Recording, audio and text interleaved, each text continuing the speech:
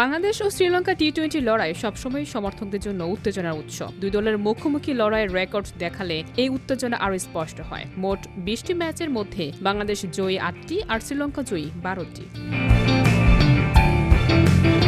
দলীয় সর্বোচ্চ সংগ্রহের দিক থেকে বাংলাদেশ অভিজাত স্কোর 215/5, কলম্বো 2018, যেখানে শ্রীলঙ্কার সর্বোচ্চ সংগ্রহ 214/6 একই বছরের কলম্বোতে। বিপরীতে সর্বনিম্ন সংগ্রহে বাংলাদেশের খাতায় আছে মাত্র 83 এবং শ্রীলঙ্কা 94। ব্যক্তিগত পারফরম্যান্সে বাংলাদেশের সর্বোচ্চ রান করেছে মাহমুদুল্লাহ, শ্রীলঙ্কার সর্বোচ্চ রান কুশল মেন্ডিসের নামে। সর্বোচ্চ ইনিংস বাংলাদেশের জন্য সাব্বির রহমান করেছে 80 রান, শ্রীলঙ্কার কুশল মেন্ডিসের ইনিংস সর্বোচ্চ 86। ছক্কার দিক থেকে মাহমুদুল্লাহ 15টি, কুশল মেন্ডিস 28টি।